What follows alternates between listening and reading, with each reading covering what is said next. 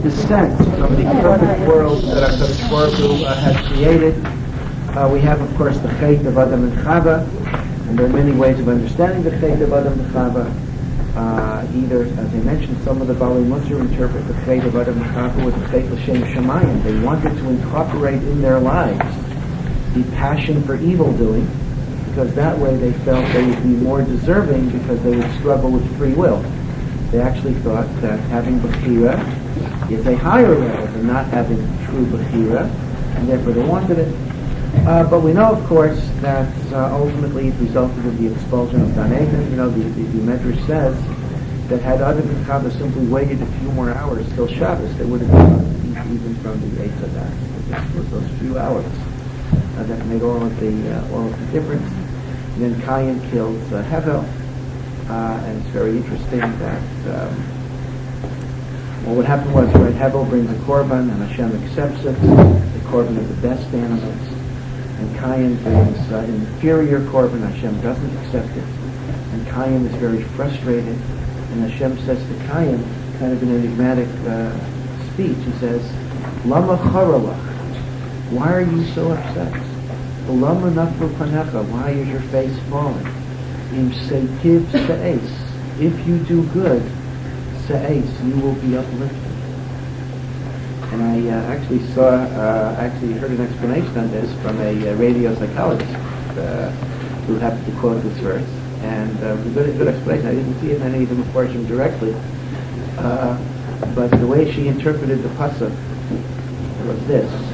She said that Cain feels bad because God did not give him any open revelation, patting him on the head and saying he did a good thing. Because Cain brought a korban, maybe it wasn't the best korban, but God did not give him any seal of approval. And what Hashem is telling Cain is that in the world that we live in, im seitiv, it is the goodness that you do that has to uplift you. You have to be uplifted by the fact that you're doing something good, and not by the approval you get from anyone, even from God. Because although, of course, we believe there's ultimately going to be reward in the world, but in this world, HaKadosh Baruch Hu does not always give you this immediate feedback, and that's the explanation. Im seitiv, if you do good, se'es, the goodness that you do, se'es, should lift you up. And you should not depend on getting even signs of divine approval. And you can't tell HaKadosh Baruch Hu, if I do good, give me a sign. Sometimes, we ask for that, but we don't always get that. Because Hashem says, we want you to do the good through your Bechira and not through automatic signs. Yeah, I may be mistaken, but didn't Hashem give the sign to Abel? And that he was pleased? Yes, in that case he did. So can't it be interpreted on the part of Cain that he's being overlooked, this sort of a rival with his brother? Well, yes, certainly Cain feels he's overlooked, he feels he's rejected, but Hashem is saying, and Hashem in effect is telling him that even when that happens, you have to understand, you can't let that dissuade you from following the way of Hashem. Was that done for a particular purpose? The sign for the Hevel? The sign for Hevel and not the Cain. Well, actually, it's very interesting. Cain deserves more credit than he normally gets, because it is brought down in Sefarim that Cain was the one who discovered the idea of a korban Lashem. Hevel is like the Japanese. They take American technology and they improve it. Cain was the innovator.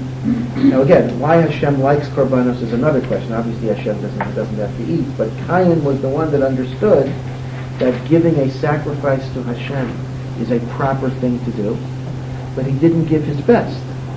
Hevel said, gee, that's a good idea, and Hevel improved on it. So you can understand Cain's feeling at this point. Cain says, I invented this whole thing. And now Hevel comes and he does a better job, and Hevel gets all the credit from HaKadosh Baruch Hu. It's a very, very frustrating thing. And I don't know, and HaKadosh Baruch Hu may have wanted to teach Cain a lesson, that it's not enough to do a mitzvah or to do a good deed. But you have to put all of your soul into it. You have to do the best that you can. And if you don't do the best that you can, then it's not totally acceptable by Hashem. In other words, Hashem doesn't care if you have $1 million or $100, but you give the best that you can, and Cain did not give the best that he can give. I don't remember exactly where it was where I was learning that Abraham gets credit for being the first one. I'm sorry, I don't remember. I think it's in Rashi. Abraham gets credit for being first one to do something. I don't remember what. Well, a few things. Abraham, of course, enacted the prayer of Shacharis, Tefillah Shacharis. The Rambam says Abraham was the first one who gave Maaser. If you remember, after the war against the four kings, so Melchizedek, the king of Yerushalayim, came out and offered Abraham lechem and yayin, bread and wine, and he was a Kohen. He was actually Shem, the son of Noach. Called Melchizedek, which means king of righteousness, and he was the king of Shalem, right? King of Salem. Salem comes from Shalem, and Shalem was the ancient name, the original name for Yerushalayim, and he was the Kohen in those days, and Abraham gave him Maaser. Abraham gave him 10%. So Abraham was the first one who gave Maaser. I'm not sure. But the other thing is Abraham was the first one who referred to Hashem as Adon, master of the world. Whatever, I'm sorry, I don't remember. Whatever the quote was that the later generations did it better, yet he was the one who got credit for it. So you're saying, so Cain should get the same type of idea. Yeah. Presumably, though, that Abraham did the best that he was able to do in Cain. And that's a tremendous musar. That HaKadosh Baruch Hu judges us by how much of our ability did we do. But this was the tragedy of Cain. And basically, as we know, Cain killed Hevel. Of course, in Kabbalah it is said that Moshe Rabbeinu was a reincarnation of the soul of Hevel. Where do we get this? What does Hevel mean? Hevel has a word. What is Cain? Cain means acquisition. Huh? I am jealousy. Well, the Chumash itself says that Chava called her son Cain because she said, "Konisi ish." Now I have acquired a man. Now my husband will stay with me. That people say a child brings a marriage together because I have a child. Konisi ish. But you're correct. You're making a very good etymological observation. Jealousy and acquisition do share a common two-letter, right? Yeah. Kane is jealousy, and to be kane is to acquire, because certainly one of the roots of jealousy is our desire for acquisitiveness and power, right? In fact, although modern grammarians say that Hebrew's shurashim are three letters, many Meforshim say the authentic shurashim in Lashon HaKodesh are two letters. So, for example, therefore, jealousy, the shoresh of which is kuf nun aleph, and acquisition, the shoresh of which is kuf nun hey, actually share a meta shoresh of kuf nun, which refers to the power of acquisition within a person that often makes them jealous of others, and even a bird's nest. A khan is also a nest. A nest is the desire to contain and hold in things. So, in that sense, many words which have a different third letter, but a common two letters, may actually have common meanings in Lashon HaKodesh. So it is said the following. Basically, and the Ari writes that Moshe Rabbeinu was a reincarnation of Hevel, and Korach was a reincarnation of Cain. And of course, what is the word Hevel? Cain is acquisitiveness and related to jealousy. Hevel, right? Hevel is vapor, air, right? What does Koheles say when Koheles describes the futility of the world? He says everything is Hevel. Everything. Now, by the way, the Old English standard translations are called Hevel. Everything is vanity. But you have to understand that I'm sure if anyone here that is a student of English knows that vanity, as used in older English, is not the same as vanity. The vanity today is pride. That's how we use it. Vanity in those days meant futility, nothingness. It was a different meaning. Right, in vain. So, Hakol Hevel means Shlomo HaMelech is basically saying everything in this world that's physical and material is so temporary. It's like the breath. You breathe and it's gone. So Hevel, of course, his name reflected his life. It was very, very short.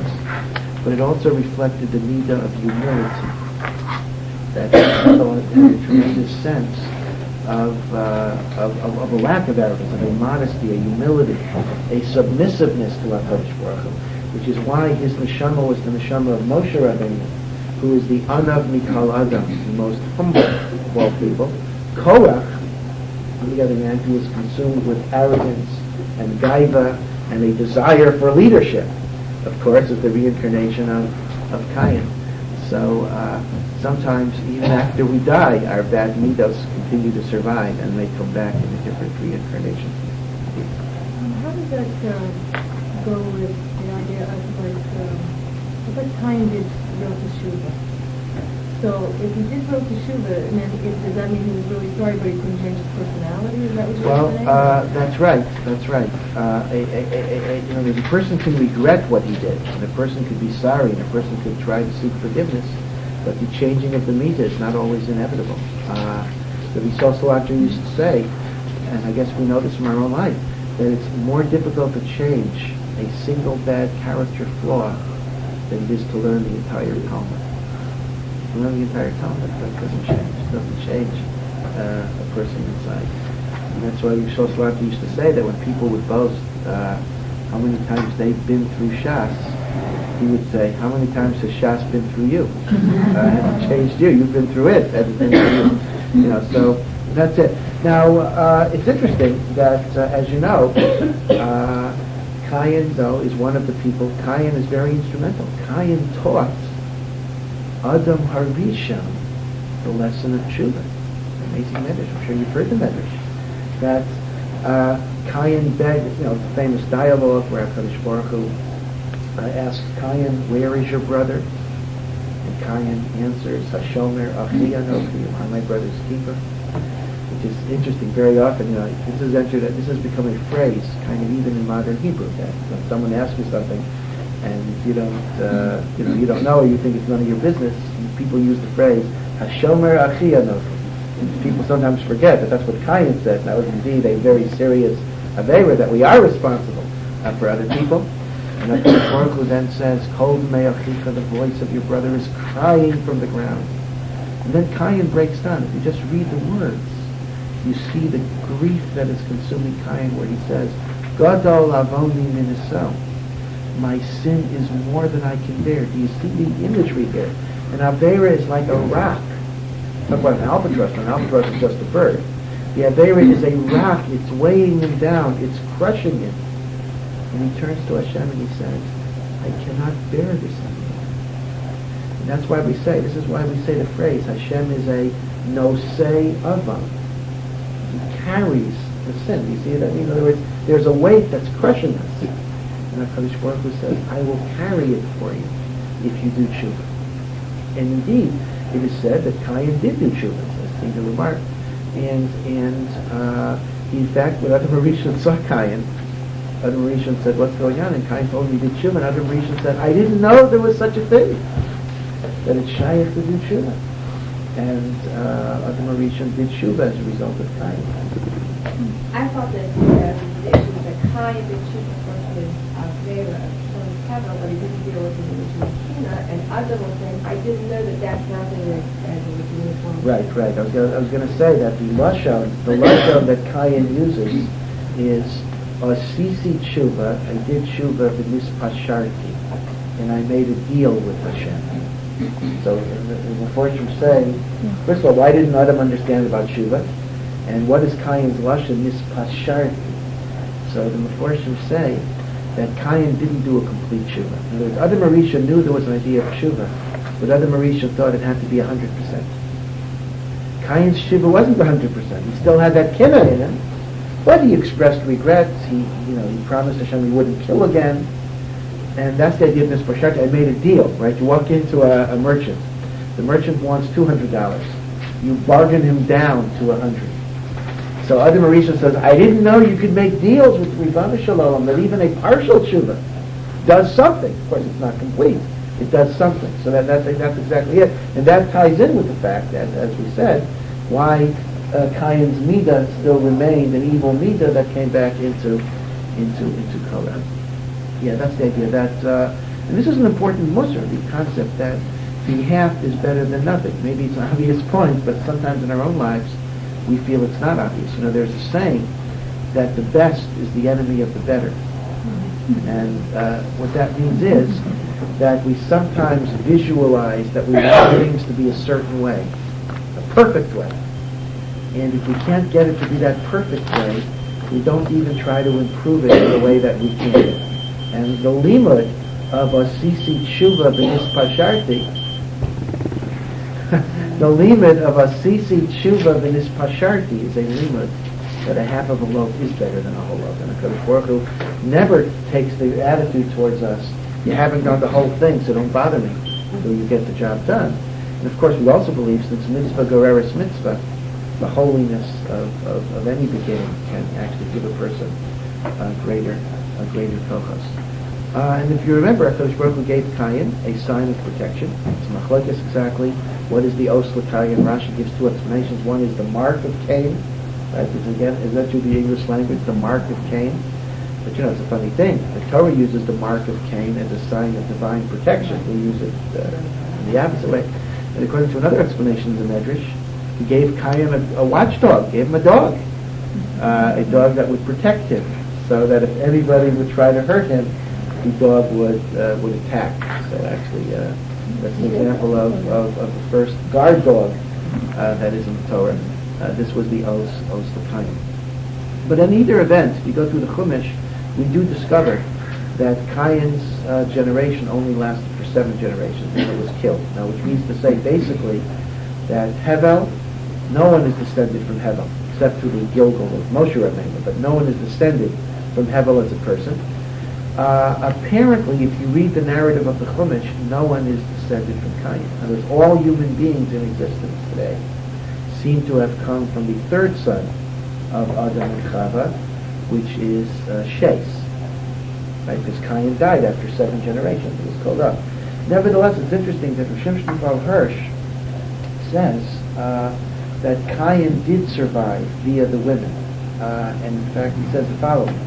He says, if you read at the end of parshas bereishis, it talks about a very perplexing incident. It talks about the B'nai, well, it depends if we read it B'nai Elohim or B'nai Elokim. It actually depends how you translate the verse. But it says the B'nai Elokim, or Elohim, depending how we translate it, saw the Benos Haaretz, saw the daughters of the land, and they wanted them, and they took them, and there was violence, etc.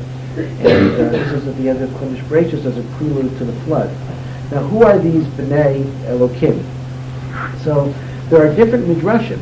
Some midrashim interpret them as angels, actually angels that came down and somehow intermarried and interbreeded with human beings through force and the like. Now, it's very, very peculiar. By the way, that is the way Christianity actually understands that incident, the whole idea of the fallen angels, right? They believe that Satan himself was a fallen angel who was kicked out of heaven and did these things. And there are midrashim that indeed talk about, midrashim talk about malachim.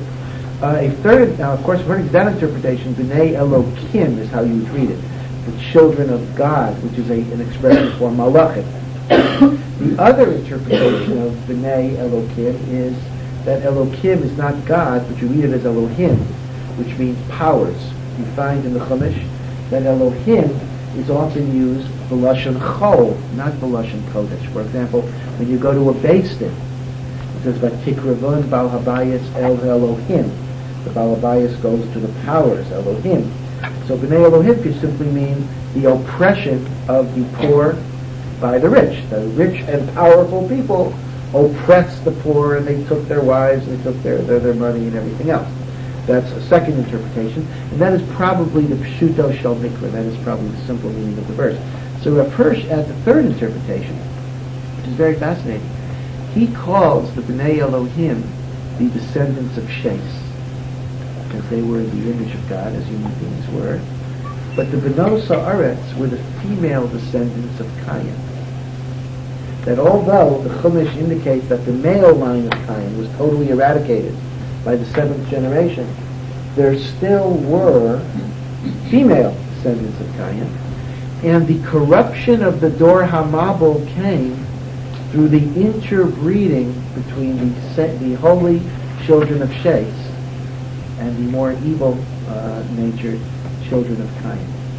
Now, the difficulty I have with that is that he's making the B'nai Shes being the good guys and the Benos Cain being the bad guys, but the Chumash describes the B'nai Elohim as doing some sin, in taking, in other words, it seems to me that they were the aggressors who were doing the evil. But that's what he says. And according to our first, therefore, it's an interesting point, just in terms of world, ethnicity, so to speak, that he does say that they were female, the women were female descendants of Cain, and therefore the Dor HaMabul was a combination of a conjunction of the descendants of Sheth and the descendants of Cain. And he says, and that was the evil that carried over, creating the chamas of the Dor HaMabul. Yes? Didn't you say that the midah of Hina was passed down into Korah? How could that be if there was no descendants of Cain? Yeah. There has to be somebody. Well, that's true, but of course, after all, we have jealousy too, but Cain wasn't the only person, but the Arit says it wasn't through genealogy, it was through reincarnation of soul, which is a totally different process. In other words, even if somebody dies without any children, the soul can be carried over in some way. The Arit is a whole sefer. It's a very interesting sefer sometimes. Shar HaGilgulim. It's kind of a list and tables of who is a reincarnation of whom. Again, he says, for example, that Rabbi Elazar ben Azariah, the famous Tana, was a reincarnation of Shmuel, Hanavi. And he says, this is the meaning when in the Haggadah we read, behold, I am like a person who is 70 years old. So the Gemara explains that he was only 18 years old, he became the Nasi, and the day he became the head of the Sanhedrin, his beard turned gray. So he said, I am like a man of 70. So the Arit says a different pshat. He says, Shmuel HaRamasi died at the age of 52. So if Rabbi Elazar ben Azariah had the soul of Shmuel HaRamasi, he was born with a 52-year-old neshama. So when he was 18 years old, he is Keven Shivim Shana, that way. But okay. That's not the proof. They just says, based on the Arit's understanding, he says that's the meaning of it. Yeah. I'm sorry, someone have a... Yeah, I do. Also, my problem with the Benot Cain being not good is in the Ramban on Lemech's wives, who are really very good and very astute when they noticed the problems of having Tubal Cain inventing all this healing for warfare. Well, of course, we don't know who the wives were. In other words, Well, maybe that worked in the opposite way, right? That's right. There's Lemech, not the Lemech that's Noach's father, but the other Lemech was a descendant of Cain. It may be his wives, right? In other words, we don't know the extent of how it went one way or the other. But besides that point, I don't think a Kirsch is automatically saying everybody from Cain is bad. He's just saying that within that zera there is a propensity towards bad midas which infiltrated and influenced the Dor HaMabul. So it's not an absolute. I don't think it would be an absolute. And even Cain himself did some tshuva. It was not complete, but Cain is treated as a redeemable person. But the idea that Cain's ownish, by the way, is galus, of course, also is the first indicator. In fact, actually, it's the second. I was going to say Adam being expelled first, but the idea of galus is a kapara for sin.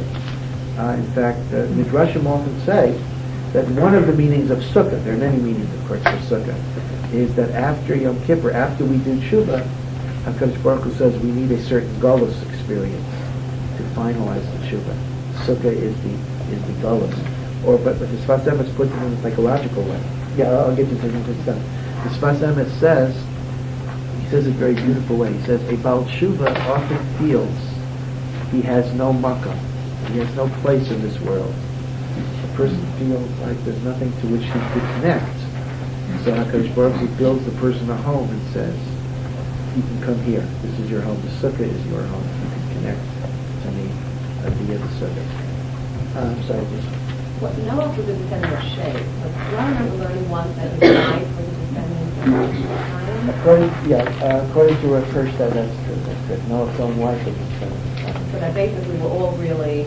That's right. So the point that emerges from all this is that Hevel, unfortunately, seems to have, not have any impact other than the Moshe Rabbeinu, which of course is immeasurable. But the world is still a composite of Cain and Sheth. Cain does have a makkah in this world. You could explain this actually in the sense that to some degree the world needs a certain measure of kinah. In other words, the midah of Cain is not totally evil. It has a place. Just to give one example, we say kinah sofrim marbe chachma jealousy or the rivalry that people have in the study of Torah to make them greater. So the concept is that Kayan's Midah is not totally out of place. There is a makam for it in the world, but it has to be moderated and regulated and watched and contained so it doesn't lead to something bad. Now, if you remember what the Chumash says at the end of parshas bereishis, this is all a prelude to the flood. Hashem says the famous verse when he sees the expression of the Bnei Elohim against the Bnos Haaretz, right, the stealing and the adultery and the seizing of other people's wives. So Hashem says, Lo yadun ruchi ha'adam li'olam. Yeah, these are difficult psukim to even translate. Lo yadun. So there are different interpretations. What does the word yadun means? Either I shall not Judge. Well, yadun seems way to judge, meaning God is saying I'm not going to keep on judging and equivocating and deciding to give them many chances. Rather, v'hayu yamav meya v'yesrim shana, his days shall be 120 years. Now, this is also a verse that is largely taken out of context and misunderstood, right? This verse always is quoted to mean this is how we sort of the person living the proverbial 120 years. We wish a person to live meya v'yesrim. But of course we know that number one, Rashi says that couldn't be the explanation, because first of all, before the Mabul, people were living, so many years. But even after the Mabul, you don't find 120 years as the norm. I mean, Moshe Rabbeinu was the only figure in the whole Tanakh that lives 120 years. I mean, Abraham, Yitzchak, and Yaakov lived longer. Yosef lives 110 years, and other people live different years. But 120, it's like this hypothetical average that nobody ever gets. You're either more or you're less, but you're never that. So if you look in Rashi does not say that the 120 years has anything to do with life expectancy. Hashem is just saying, I am giving the human race 120 years before I bring a flood. In other words, it's not referring to how long a person is going to live. Hashem is saying, this generation is corrupt. I have charata, I will give them another 120 years to do tshuva, to see if they will repent. And that is where Chazal get the Messiah, that Noach was involved in building the Teva for 120 years. That from that point, see, the Chumash doesn't make that point explicitly, but from that point, Hashem informed Noach, do something, and communicate it to the world to give them a chance to do tshuva. So HaKadosh Baruch Hu gave us 120 years to do tshuva, and of course, Noach built the Teva for that entire time. And that is the meaning of Meya v'Yesrim. So, according to that, according to Rashi at least, there is no statement in the Torah that a person can expect to live Meya v'Yesrim. And in fact, the only reference we have to life expectancy is actually in Tehillim, which is not as optimistic. It says, "Nation Oseinu Bahem, the years of our life are 70. Din b'gvuros for zoka to extra strength. Shmonim shana." Of course, in Hashem, people should live longer, but there's no particular reference according to Rashi to Meya v'Yesrim. Now, it's true though, there are midrashim that learn differently than Rashi. There are midrashim that do refer to this, to how long a human being should live if there are no chatuim, etc. But Rashi rejects that. Why is there a number 120 years for the time span that Hashem would give us in order to do shuvah? In other words, why did he give them? Why was that? Why is that the definition? I don't know. I don't really know. In other words, obviously Hashem had given them all the other years to do tshuva as well, but the 120 is special because this is the point in which he made a gezerah, a decree that if tshuva is not forthcoming, there'll be a marvel. But why the 120? I don't know what that is. Does it have anything to do with being divided by 40? Because it seems like there was so much going on with the 40 numbers. 40 days of the Mabul, 40 years in the Midbar. Of course, Moshe Rabbeinu's life is 120 years, 3 times 40. Is there a connection? Is there a connection that in the merit of incorporating the Torah that Moshe Rabbeinu would teach later, that they can teach okay? There are associations. I'm not clear. Which one would be the significant one over here? The Gemara also says Rabbi Yochanan ben Zakkai, who was the leader of the Jews at the time of the Korban of the Second Temple, also lived 120 years. He had an interesting career. It says for the first 40 years of his life, he was in business. The second 40 years of his life, he studied Torah, and the third 40 years, he taught. So it was divided in three. And according to another Medrash, Rabbi Akiva lived 120 years. With a similar division, but Rabbi Akiva did not begin learning Torah till he was 40. So 120 does have that significance. But okay, so that brings us now. I'm sorry, was there a... I want to go back a little bit. You know, because, I'm still really disturbed about the whole thing between Cain and his brother. Because I guess when I always learned it was past, I always assumed that it was a crime of passion. That, you know, this sort of wave of anger came over him and he just took his brother's life. But then I look at the text, it seems as though he had time to tell his brother something, to repeat a conversation he had with God, and then to kill him. So if that's the case, it was much more premeditated. And if that's so, why was he allowed to live at all? Why wasn't he just killed? Because it wasn't an accidental or a passionate.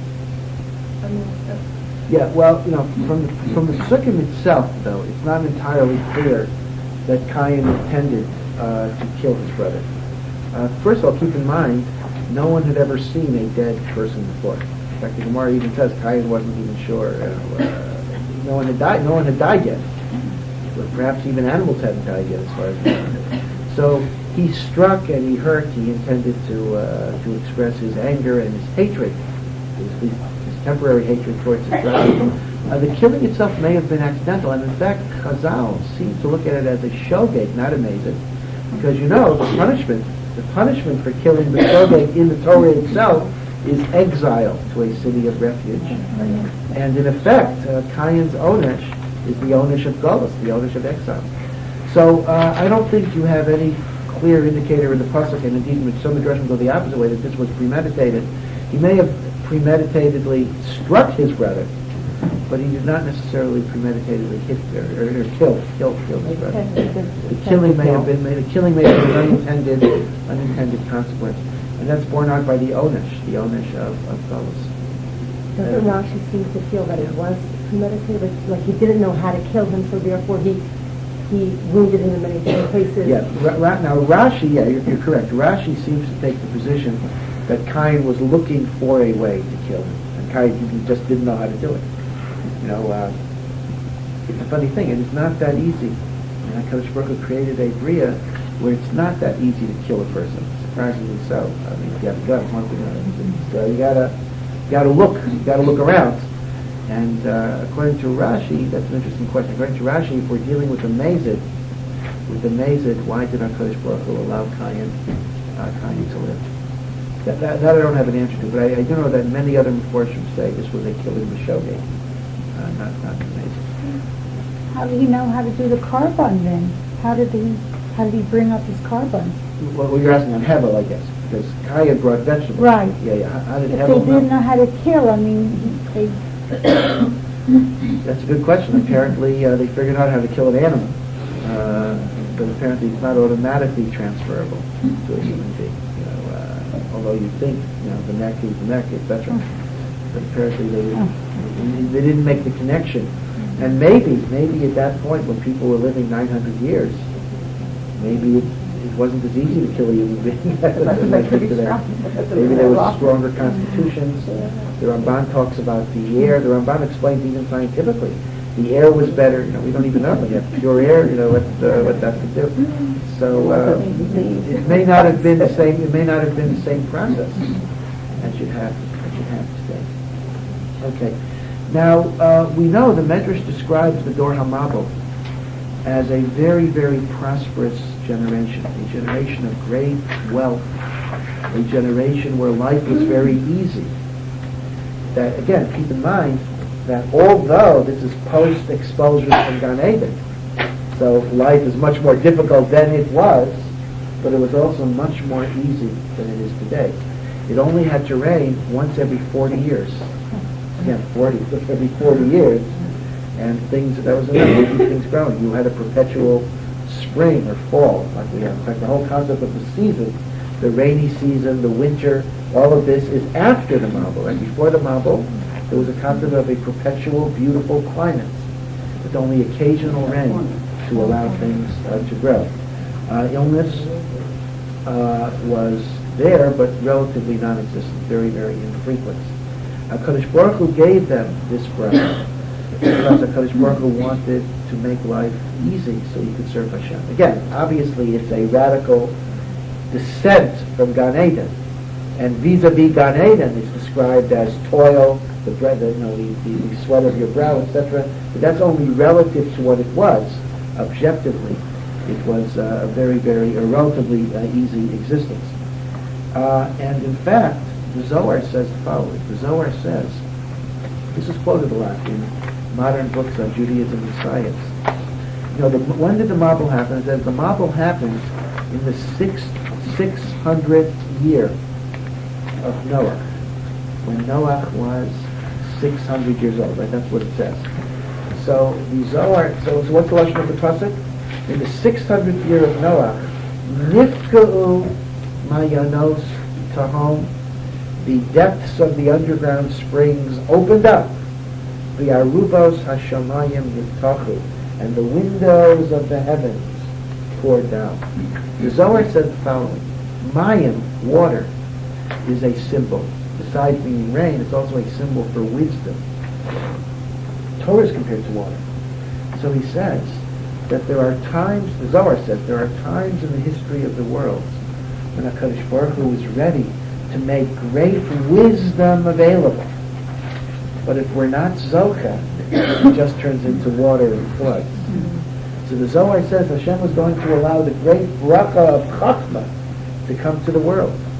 Now this could have meant technology, all sorts of creative things, but because they were Makalkel, the Mayan turned into the water of destruction. And of course the Zohar even says, the Zohar predicts that in the 6th century of the 6th millennium, now we're now in the 6th millennium, right? 6th millennium is after the year 5000, so we're now 57. Well, the 6th millennium would start from 5600, so that would be 157 years ago. The Zohar says the 6th century of the 6th millennium, there will be great chachma in the world. And indeed, if you go back, 5600 was 150 years ago. So that gets you back to the 1840s. That was the start of the Industrial Revolution. And much of the modern technology, which the industrialized society is based on. But it is also said that that was a great tekufa of Torah. The great yeshivas in Lithuania, the Voloshin yeshiva, started in the 1830s, 1840s, Mir, Slovakia. All of these yeshivas date from that tekufa. And these svarim, there were a very unusual number of svarim that were written. It was a tekufa of great chachma.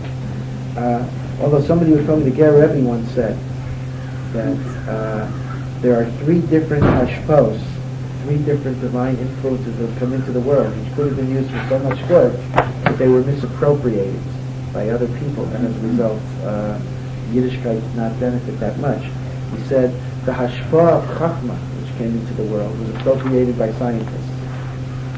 That was the hashpah of the 6th millennium.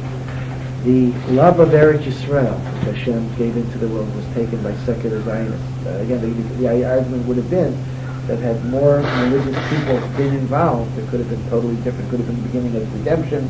Many things could have happened. And then he says, and this is a joke, but a very true joke. He says, and the love of tshuva was taken by Bali tshuva. In other words, what he's saying is that the power of tshuva is something that every Jew should have a burning desire to do tshuva and turn to Hashem and grow. But that love was only taken by the people who weren't from or becoming from. Those who are not Bali tshuva don't have that koach. And that's a big problem, because the koach of tshuva should belong to everybody. It shouldn't be the exclusive property. So he says these are examples of kochos in the world that are taken by one segment and not automatically used by other segments. Yeah. Is there an indication that the whole pattern was not flooding us out again, also have something with Hashem not hoping us to do something to do that reason? Yes, I think that is so. It's very much so that often these promises that protect us also connote certain limitations that withdraw. In other words, because that's probably so. The amount of chachma that we could have achieved has probably been limited by virtue of that promise, because it's a package deal. If Hashem opens up the gates, then different things can come out, so the gate has to be closed a little bit. It's similar. Well, just to draw you an analogy, which has nothing to do with this, but it's a very similar idea, is we don't have today the Yetzer Hara for idolatry, the Gemara says. Avodah Zarah, right? So how you read Tanakh, everybody's doing Avodah Zarah all the time. We don't have the Yetzer Hara for Avodah Zarah that much. Why don't we have the Yetzer Hara? So the Gemara says that at the time of the Binyan Bayis Sheni, the Anshe Knesset Ezra and the Anshe Knesset Agdola, the people of the Great Assembly, prayed that Hashem should take it away from us because it destroys us. So very unusual. Hashem normally does not interfere with free will, but this was such a powerful Yetzer Hara, it took it away, which is why we don't have it. Now the Vilna Gaon says that there's never a vacuum, so if we don't have the Yetzer Hara for idolatry, it was replaced by the desire for materialism. So that is what the Yetzer Hara for idolatry is. So you might think, well, we're better off. We don't have the Yetzer Hara for Avodah Zarah. But there is a cost, and the cost is, therefore, that Avodah Zarah came from the passion of someone to get close to Hashem. And since you can't visualize Hashem, so you want to have a visualization. So in effect, HaKadosh Baruch Hu took away the great passion we had to become close to Hashem, because that led to Avodah Zarah. And as a result, our passions are more benign. Materialism, that's bad, but it's not going to lead to idolatry. It's similar to a lobotomy. Right, a lobotomy. Let's say a person, Baruch Hashem, that's not done that often today. But, if a person behaved a certain way, they would cut out part of his brain. But the problem is, when you cut out part of his brain, there's some good stuff that you're taking away as well. But sometimes that is the unavoidable cost, although it's not unavoidable in that case, but an unavoidable cost of taking out the bad stuff. So in effect, the taking away the Yitzra of Avodah Zarah unavoidably took away something good from us also. So going back to your point, so that's the idea that you're right. Hashem makes a promise, I'm not going to open the gates totally wide. That means the gates of Chachma are not going to be opened totally wide either. that corresponds. The Mayim, the wisdom, light, I thought was also wisdom. Is there a difference in the kind of wisdom? Well, these are two metaphors that are very commonly used. A light is often used for Chachma. The light of the menorah is a symbol of Torah. And water is a symbol of Torah as well in Chachma. So the question is, when do you use one, when do you use the other? In the future days, the light of Hashem will be more revealed. Well, would it be a different wisdom? but it uses both. See, it's very interesting. It's very interesting. You're raising a good question. We talk about the light of Hashem, but then one of the ways Mashiach is described is that the knowledge of God shall cover the earth like water covers the sea. Kamayim layam v'chasim. So you have both images. I don't know. It's a good thing to think about. We do know that one of the reasons why Chachma is compared to water is because of humility, just like water goes from the high to the low ground. So it connotes perhaps the idea of receiving Chachma through a humility as opposed to an arrogance. But let me give it some thought. When do we use light and when do we use Mayim? Light is much more benign, right? Because Mayim has this double-edged symbolism that the water of Chachma can turn into the water of destruction. And of course, keep in mind that even without a flood, that's very much true, right? Einstein's theory of relativity can turn into a hydrogen or an atomic bomb, right? In other words, Chachma through water does connote the destructive aspect of Chachma as well, unless it's counterbalanced with humility. And maybe that's the idea of water. In other words, water, humility, but water, destruction, water, Chachma. So the Chachma is like the apex of a triangle that can veer in the direction of destruction or veer in the direction of humility, in which case it's not going to be destructive. But that's something to think about. Okay, so that is what the Zohar says, and it's really, again, Hasidim like to point out that it also corresponds, the Chabad like to point out that the 6th millennium of the 6th century also corresponds to the Alter Rebbe writing Tanya. Okay, but be it as it may, it certainly was a time of great chachma. Okay, the Dor HaMabul's primary Aveira is described as Chamas, right? We went through last week what Chamas basically is. But just to quote Rashi, just to keep the simple explanation, Rashi interprets Chamas as Gazel, theft, and it's not burglary, it's like forced robbery, the use of force. And Rashi quotes the Chazal that says, Lo nechtam dor hamabul ela al hagezel. They did everything perverse, but the Gemar Din, final Gemar Din, was because of the sin of Gezer. And of course, we know that sexually there was such perversity that even the animals were makalkel, right? It says that animals were interbreeding in different species. And the Beis Levi even asks the Kasha, animals are not balei bechira, animals don't have free will. So, but the Beis Levi says that the power of a human being is so great. Okay? What we do with our mitzvahs is we bring kedusha into the world. What we do with our aveiros, we bring tumah into the world. And the tumah is a reality that affects even the inanimate or the animal creatures of the world. And the kedusha that we do affects even the animals of the world. That's the kayach. That's the kayach of an adam.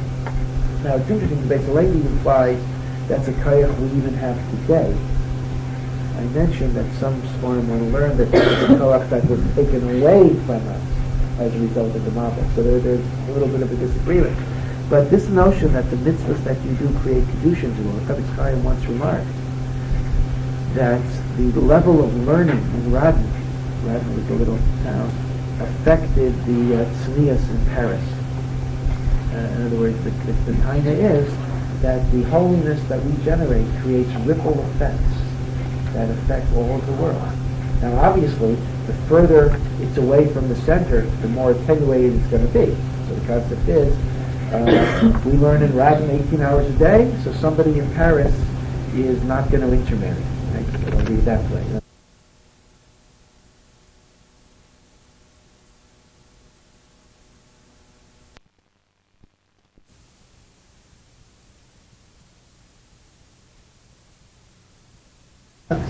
So he finally understood it. So he's walking in the street of Tzfat, he lived in Tzfat, and he overhears a shoemaker who was not even known as a Talmud Chacham, learning with his son, that piece of Gemara. The son is coming home from school, Cheder. So the son asks his father the kasha that the Beis Yosef had for all of those months, and the father slaps the son in the face and says, don't ask me stupid questions, the explanation is so-and-so. And this was exactly what the Beis Yosef had been working for months and months to understand. And the father, who was not even so learned, thought it was a stupid question and said, don't ask foolish questions. So the Beis Yosef was very distraught. The concept of Rusha or Tuma having respect on even inanimate objects. Yeah.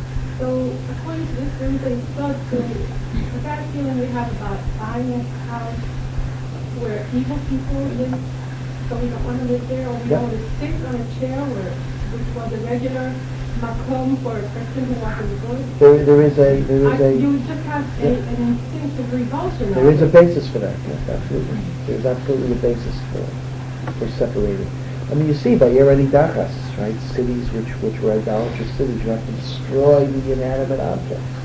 There is a tumah that attaches to them. So the Beis Yosef had a very good chabrusa. The Beis Yosef used to learn with the Malach, and we even have a record of his shiurim with the Malach.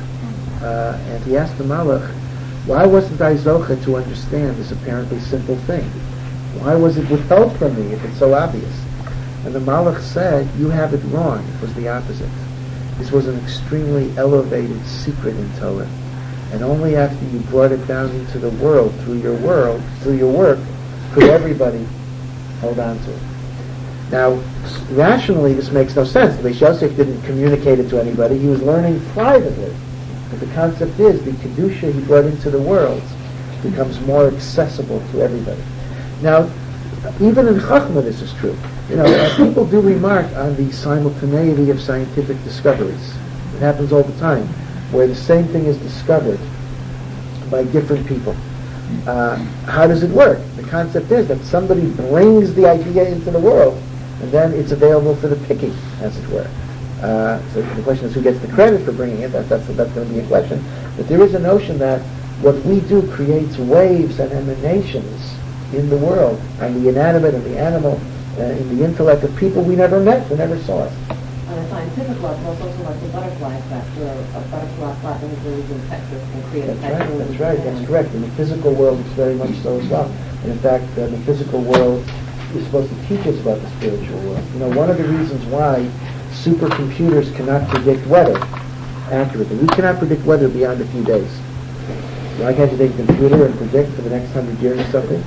And they say, because either a butterfly or a leaf, because if a leaf falls in China, that could change the weather in Antarctica or in the United States, because an air current, and it gets rippled and it gets magnified and it gets changed. And that can't be predicted. A computer cannot predict whether or not a leaf is going to fall in a certain day. So the interrelationship of the world, each part of the world to the whole world, and in particular the koach of Adam, who's an olam katan. The Adam encapsulates, we encapsulate within ourselves all of the aspects of the world. We're a microcosm, is because the macrocosm gets changed and influenced by the microcosm. We have everything within us. So the Beis Levi says that's and that is the meaning of hishchis kol basor estarkel al aretz. Everything was mushchas, and Hashem, as it were, wasn't punishing the animals, but Hashem destroyed them because they were the repositories of the evil that was generated by that generation. And yet, in spite of this, the aveira that broke the camel's back was gezel. Like gezel is the aveira that is defined as the basis for the Dor HaMabel. But of course, the Chavetz Chaim explains why gezel. I mean, isn't Gilei Arayos worse? Avodah Zarah, all these things. So the Chavetz Chaim explains that gezel is really the symbol for all aveiros. All aveiros are gezel, because gezel is taking what doesn't belong to you, or taking someone's property in a manner that the owner didn't authorize you. And therefore, our life is not ours. Our life belongs to HaKadosh Baruch Hu. Hashem gave us a life for a limited purpose, to serve Him. When we do not live our lives in a proper way, whether the Aveira is Chilul Shabbos or Lashon Hara, or whatever the Aveira might be, Bein Adam L'Makam, Bein Adam L'Chaveira, that makes no difference. The meta Aveira that we're doing is Gezel. We are stealing from HaKadosh Baruch Hu, because we're taking something that's not ours and using it against the wishes of the owner. And that explains why in Ne'ilah, right, you go through Ne'ilah, and every tefillah on Yom Kippur you've gone through the al-chaitz, the sins, over and over and over again, all the possible al-chaitz. And it's the end of the day, and we're in the last hour and a half, last 2 hours, putting along with Daven Ne'ilah. We're in the last moments of Yom Kippur, and we think we're like ready for one last al-chaitz. And then we kind of, might even, if you're not familiar, you might even be a little disappointed. Gee, where did the al-chaitz go? I'm now ready for the one last time. And instead you have the Yashamas, you have the general viday, we're guilty, etc. But then there's a paragraph that talks about Shuvah, a very beautiful paragraph, that God does not want the human being to die, God wants the human being to repent. But it mentions only one Aveira in that paragraph. And it says, you've given us a day of Yom Kippur, L'man nechtal me oshek. Oshek is a word for Gezel. In order that our hands may cease from Gezel. Gezel. Why do you mention Gezel? What about everything else? The Chavetz Chaim says, because again, Gezel is not just the specific sin of robbing a bank, but it's the misuse of your life against the will of the owner. It's Gezel. That's what Gezel is. And that is why that is also the meaning of the Dor HaMabel is Nechtan al Gezel. The Chavetz Chaim says it doesn't refer to just that. It refers to the general idea that we thought our lives were our own, and therefore we took it away from God, and we used it the way we saw fit. That is the ultimate Aveira of Gezel. Okay. All right. So this is just by way of preludes for the generation of the Mabul. Now, I mentioned that at the end of parshas bereishis, God said 120 years, let Noach build the Teva. And we know that for 120 years, people were seeing him, they were making fun of him, they were telling him it's not true, you're a crackpot, right? What would you say today? Somebody's building a Teva, saying in 120 years, Hashem will destroy the world, right? Obviously. Now, Rashi brings, this is one of the probably best-known Rashis in Chumash, right? Ela told us Noach is tzaddik, Noach was a righteous man, Tamim haya b'dorosav, he was perfect in his generations. So Rashi says, right, you can always look at the glass half empty or half full, optimist or pessimist. Rashi says, Yesh dorshim oso l'shvach. Some people interpret this to Noach's credit. Yesh dorshim oso l'gnai. And some people interpret it to Noach's discredit. Some people say, if a man like Noach could be righteous in a generation of total evildoers, how much more so if he had other tzaddikim, he would have been even greater. And some say Noach was not a complete tzaddik. He was righteous in comparison to everybody else. But if he would be with someone like Avraham Avinu, lo haya nechshav l'chlov, it wouldn't count. So the question is the Torah saying this to magnify Noach, to tell you how great a tzaddik he is? Or is the Torah telling you this to kind of indicate he was a tzaddik in a relative sense, but not in an absolute sense? So of course people ask the kasha, if you could darshan the pasuk one way or the other, why on earth would you be inclined to darshan it to discredit on tzaddik, right? Don't you judge somebody with kaf schus? So among Hasidim they once said that Hashem wanted to teach you a lesson. In other words, it's important that you have people that view Noach negatively, because that establishes the proposition that one can be a tzaddik even if other people criticize it. In other words, the concept would be that if everybody would say Noach was wonderful, we would start casting aspersions on tzaddikim against whom there is some criticism. But Hashem says, listen, you could be a tzaddik and still be criticized, just like Noach was criticized. But the key point that I want to say is the following. The Levush is one of the commentaries on Rashi. The Levush says there's not really a machlokas here, but rather they're looking at it from two perspectives. One is looking at Noach as he was, and the other is looking at Noach as he would have been. Let's use numbers just to make it up. Let's assume that Abraham is a 10 and Noach is a 5. So the one that is darshaning l'ganai says Noach was only a 5 because of his generation, and if you took that same 5 and you put it in Abraham's generation, he wouldn't have been as great as Abraham, because Abraham was a 10. But the other opinion says, but Noach wouldn't have been that 5. Noach would have been the 10. In other words, the one that darshans l'shvach admits that Noach as he was inferior to an Abraham, but Noach wouldn't have been that way had he been transplanted. And the other is looking at Noach as he would have been. So the Levush tells us it's not a disagreement. Everybody admits Noach as he was in that generation was affected and was not as great as Abraham or as other tzaddikim. And everybody admits that had he had peer support, had he been with other tzaddikim, he would have been elevated. And the machlokas is which is the Torah emphasizing.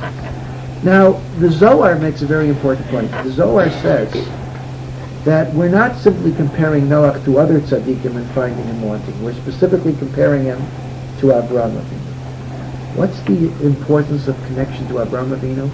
The difference in their attitude towards a message that the world is going to be destroyed. This is the Zohar. When Noach is told by HaKadosh Baruch Hu that I'm going to destroy the world, build an ark. So Noach builds an ark. Noach builds a teva. Granted, the purpose of the 120 years is for people to see, etc. But we don't find that Noach was mispalel for the world. We don't find that Noach begged Hashem to spare the world. Noach said, okay, you want to save me? I'll be glad to take you up on it. With Avraham Avinu, as we read in this parsha, when he is informed over the destruction of the world, so it says the Farish that Avraham Avinu was mispalel with Hashem, and even when Hashem initially refused, right? Abraham said maybe there are 50 tzaddikim. Hashem said no, there aren't. He bargains with them. What about 40? What about 30? What about 20? So in other words, he's mispalo. And the Zohar says, therefore, that this is the chiluk between Noach and Abraham, that Noach, for reasons we'll discuss shortly, was more concerned with his own physical and spiritual survival. And Abraham Avinu cared about even the Rishayim and tried to be mispalel, and if he couldn't bring them to tshuva, to at least have their lives saved. Even the so-called irredeemable people of Sodom. And the Zohar says that is why the Navi Yeshayahu calls the Mabul Mei Noach, the flood of Noach, because on some level Noach is considered to be responsible for that flood, because he didn't do all that he could have done to stop it, both in terms of his interaction before the Mabul and in terms of his tefillah during the Mabul. Of course, I'm always uneasy saying this because remember, Noach was the only person in the world, he, his wife, and his 3 children and their wives, that were deserving. I mean, certainly none of us could say we would have been Zocha to survive. None of us could say we would have been Noach. We're far, far inferior to Noach in ways that we can't even comprehend. But the Zohar does point out that in this particular respect, Avraham Avinu had a certain midah that was not fully there within Noach. And the Rav Dessler points out, because the Rav Dessler develops and stuff, points out very beautifully, this is why Noach had to be in the Teva for 1 year. Think about this, right? From the time Noach went in till the time he came out, there's 12 months. What do you need 12 months for? Let Hashem destroy the world in a second, like a nuclear bomb, and then clear out the radiation, Noach comes out. Rav Dessler says it didn't take Hashem a year to destroy the world, but rather the year was to give Noach an education in compassion. What did Noach do for the entire year? Noach didn't sit and learn. Noach didn't sit and meditate.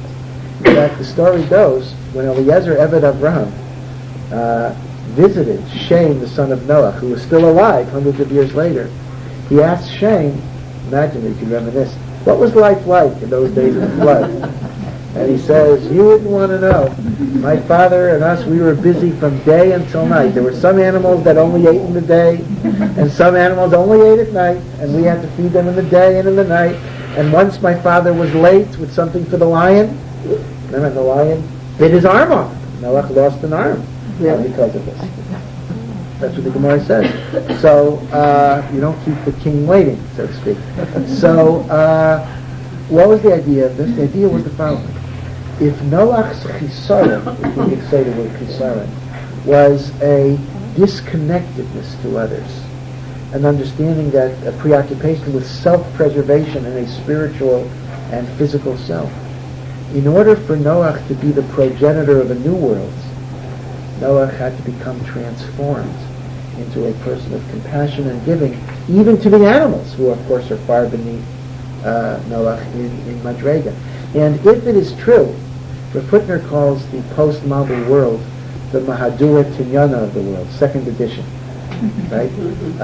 If the first edition of the world was through Chesed, Olam Chesed Yibana, the world was created through Chesed, the Mahadura Tinyana of the world, the 2nd edition of the world, required Chesed.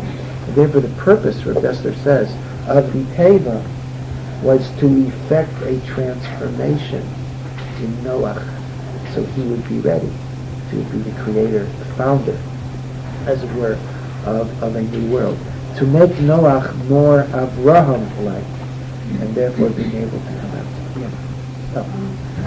Is there anything talking about the comparison between Noach and Sarah, or is he just assuming that they're kind of on an equal level of the heavens?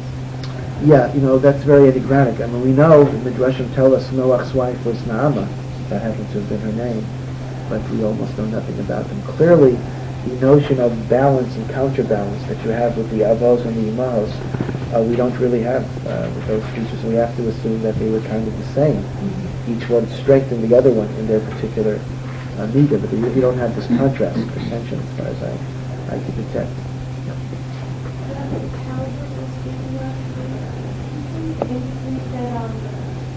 Noah was still alive when everyone was alive and everyone was directly. Yes, that's entirely possible. And well, it's not only possible, it's certainly their lives overlapped. You can figure this out by looking when Abraham was born and when Noach was born. So Abraham knew Noah.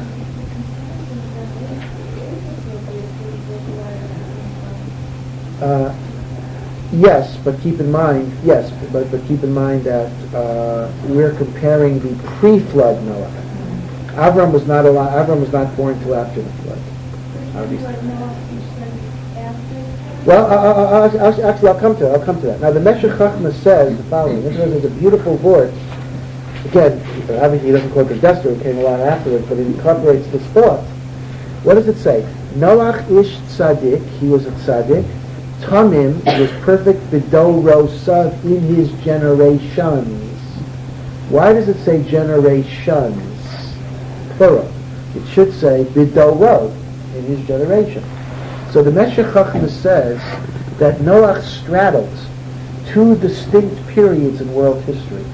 There is the pre-flood Noach and the post-flood Noach. That's one point of Dorosav. Now, the two words that are used are tzaddik and tamim. Tzaddik, he says, he proves it from the Gemara, refers to the mitzvahs bein adam l'makam, the way you serve God. Tamim refers to the compassion and kindness you show another human being. So the way he breaks it down is this way. B'dorosav, over both generations, pre-flood and post-flood, Noach exhibited both tzaddik and tamim. But before the flood, he was tzaddik. After the flood, he became tamim. You see? And with this he explains a beautiful diak that Rashi himself asks, but this is a beautiful answer. Before Noach goes into the flood, into the teva, Hashem tells Noach, go into the teva, ki oscha ra'isi, because you I have seen, tzaddik lefana, you are a tzaddik in this generation. So Rashi raises the question, how come at the beginning of the parsha, Noach is described as a tzaddik tamim, a perfect tzaddik? But when he goes into the teva, Hashem only calls him a tzaddik. So Rashi himself asks this question, and Rashi says, gives a practical answer. Mikan lemikza shavacha lefana. When you're talking to a person, you only compliment them halfway. So in other words, Noach was a tzaddik tamim, but you don't want Noach to get a swelled head. So when Hashem talks to Noach, he only calls him a tzaddik. But with the Meshech Chochmah, you see a beautiful answer. In the pre-flood stage, Noach only had the midah of tzaddik. Tzaddik, in other words, bein adam lamakam. He was not yet a tamim. It's only in retrospect. In other words, the pasuk at the beginning of Noach is talking about Noach as a totality, before and after he incorporated the tamim. Is it possible that only to Noach being the precursor was an Abraham a possibility? That is a possibility as well. In other words, in effect, you can't compare a Noach to an Abraham without taking into account that without the Noach may not have been an Abraham. Well, first of all, physically that's obviously so, but even spiritually, it was precisely the lekach, the learning from what Noach went through, that gave Abraham that idea. Yes, that's very true. Don't we also compare Abraham and Noah because from a textual point of view, they're the only two people in the Torah that are called tzaddik? We have other people called tzaddik and tamim in the Gemara, but I think textually. I'm trying to think if that's true. Abraham and Noach are the only people that are called tzaddik. I'm going to have to check it. That might be very interesting. I'll have to check the concordance and see if that's Yosef is Yosef tzaddik. Yosef is called tzaddik, but he's not called tzaddik in the Chumash. That is correct.